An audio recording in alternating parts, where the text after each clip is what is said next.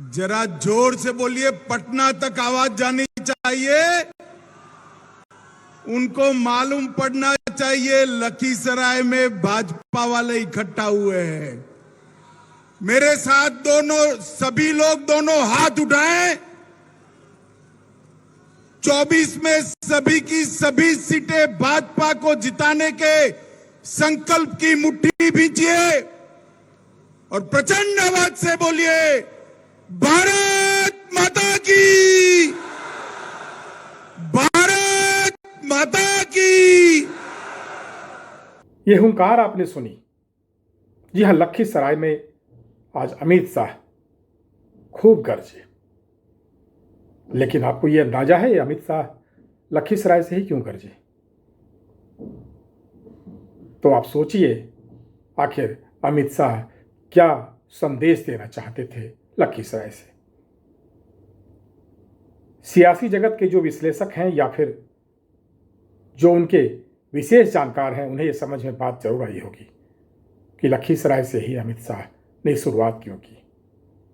आपको पता होगा, मुंगेर से ललन सिंह जो जेडीयू के राष्ट्रीय अध्यक्ष हैं, वो एमपी हैं। और पिछली बार बीजेपी की सरकार बिहार में अगर गिरी या बिहार में बीजेपी को मात खानी पड़ी तो वो ललन सिंह की ही कोशिश की वजह से। अब लखीसराय का जातीय समीकरण जरा समझिए। लखीसराय से कुछ किलोमीटर दूर मुंगेर जिला अलग, लखीसराय जिला अलग। तीसरी तरफ लखीसराय से पटना तक आवाज पहुंचाने की बात जब शाह ने की तो जो सियासी जानकार हैं वो जानते हैं मुंगेर से लेकर पटना तक की जो आबादी है, या फिर कह लीजिए जो लोग हैं या जो वोटर हैं, वो किस खास विशेष जाति के हैं। और खास विशेष जाति के कौन से ऐसे आदमी हैं जिन्होंने पिछली बार मुंगेर और लखीसराय से बीजेपी को मात दी थी। मात इस अर्थ में कि सरकार कैसे बीजेपी के हाथ से गई थी। तो ललन सिंह का ये कारनामा था सारा। लेकिन इस बार समीकरण बदला सा है। अमित शाह ने इशारों में यह कह दिया था कि जो दूरी लखीसराय से पटना तक है, वही दूरी लगभग लखीसराय से मुंगेर तक की है। यानी पटना से लेकर मुंगेर तक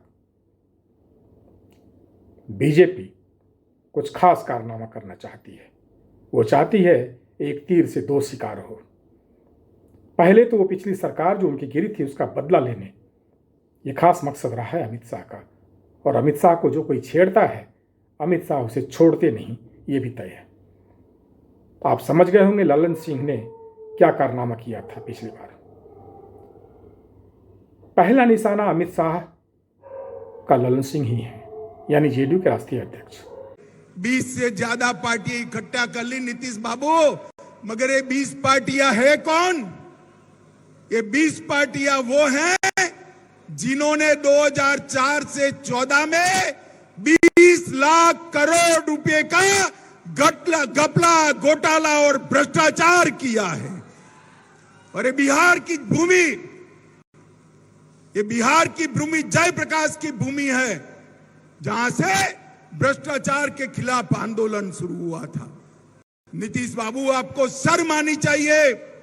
20 लाख करोड़ के घपले, घोटाले, भ्रष्टाचार करने वाले कांग्रेस, लालू प्रसाद यादव और अरविंद केजरीवाल के साथ बैठकर आप सत्ता हथियाने का प्रयास करे हो। ऐसे में मुंगेर से लोकसभा के उम्मीदवार कौन होंगे, यह आपको अनायास ही मालूम पड़ जाएगा, क्योंकि निश्चित तौर पर वहाँ एक खास जाति यानी भूमिहार के अलावा कोई और कैंडिडेट नहीं हो सकता है। तो कौन कौन हो सकता है, जरा गेस कीजिए। बाहुबली सूरजभान की पत्नी वीणा देवी, अनंत सिंह की पत्नी, या फिर कोई साधारण कोई दूसरा बीजेपी नेता। लेकिन ये मान लीजिए कि मुंगेर से वही जीतेगा जिनके पास बाहुबल हो, धनबल हो और जातीय बल भी साथ हो। ऐसे में इस बार अमित शाह कुछ ऐसे समीकरण बनाना चाहते हैं जिसमें जेडीयू और नीतीश कुमार एकदम से ढह से जाएं। और नीतीश कुमार के गढ़ को ढहाने के लिए सबसे पहले उन्होंने अनंत सिंह पर साधा है निशाना। जो समीकरण वहां का कह रहा है, मोकामा के क्षेत्र से जितने बाहुबली रहे हैं वो सभी अगर एकजुट हो जाएं तो निश्चित तौर पर वहां तीसरे की दाल नहीं गलने वाली है। ऐसे में इस बार जो तस्वीरें देखने को मिल रही है, सूरजभान सिंह हो या अनंत सिंह हो, एक छतरी के नीचे आते दिख रहे हैं। हो सकता है ये समीकरण बन जाए कि मुंगेर से सूरजभान या अनंत सिंह की पत्नी उम्मीदवार बने, और ऐसे में निश्चित तौर पर ललन सिंह को अगर वहां मात दिया जाए तो भाजपा एक तीर से दो निशाना लगा सकती है, यानी दो शिकार कर सकती है। एक तो नीतीश का जो दम्भ है वो टूट जाएगा, दूसरा ललन सिंह जो बार बार ये कहते आए हैं कि वो जो कुछ चाहते हैं वो कर लेते हैं, यानी मुंगेर क्षेत्र उनका क्षेत्र है, तो अमित शाह ने आज उनके घर से ही उनके खिलाफ यह आवाज बुलंद की है। लखीसराय ललन सिंह का अपना घर है और लखीसराय भूमियारों का गढ़ है। मुंगेर से लेकर पटना तक जो भी क्षेत्र पड़ता है उसमें भूमिहारों का खास दबदबा है। ऐसे में अमित शाह ने जातीय समीकरण को साधना चाहा है, क्योंकि भूमिहार जाति ही मुंगेर में वोटों के लिए पोटली माना जाता है। इस जाति के लोग ही किसी को हरा सकते हैं, जिता सकते हैं, क्योंकि अभी तक के जितने भी चुनाव हुए हैं उसमें यह देखा गया है कि जातीय गोलबंदी ने वहां कैंडिडेट को जिताया है। अब इस बार चूंकि अनंत सिंह, वीणा देवी, इसके अलावा सूरजभान सिंह या उनके भाई ललन सिंह, इसके अलावा ही बहुत सारे ऐसे वहाँ बाहुबली हैं, चाहे वो छोटे हों बड़े हों, एक छतरी के नीचे आते दिख रहे हैं। दूसरी तरफ सूरजभान सिंह के भाई चंदन सिंह को नवादा सीट भी लड़ना है। नवादा भी भूमिहारों का गढ़ रहा है और नवादा में भी अमित शाह एक बार अपनी रैली कर चुके हैं। नवादा हो, नालंदा हो, मुंगेर हो, लखीसराय हो, पटना हो, इन सभी जगहों पर अगर अमित शाह वोटरों को साध लेते हैं, यानी जाति को साध लेते हैं, या खुलकर बोले भूमिहारों को साध लेते हैं, तो ललन सिंह के लिए हार तय है।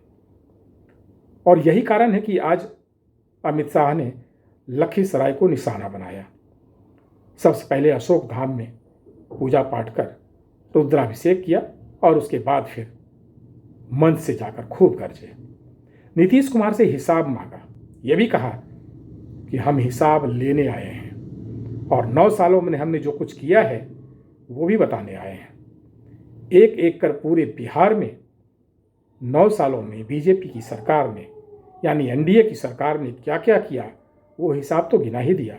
साथ ही साथ नीतीश कुमार ने क्या किया, कितनी बार पलटी मारे, कितनी बार उन्होंने चोरी की और जनता को कैसे ठगा, ये पोल खोला अमित शाह ने। मित्रों, मैं फिर से एक बार कहना चाहता हूं, जो लोग सत्ता के लिए लालू और कांग्रेस के साथ जा रहे हैं, उन्हीं के कारण गुंडाराज, बालू माफिया, शराब माफिया और हथियारों के जखीरे बिहार के अंदर आए। बिहार की कानून और व्यवस्था की परिस्थिति दिन प्रतिदिन चरमराती जा रही है और बनना है। खामखा लालू जी को इस आयु में वो मूर्ख बना रहे हैं।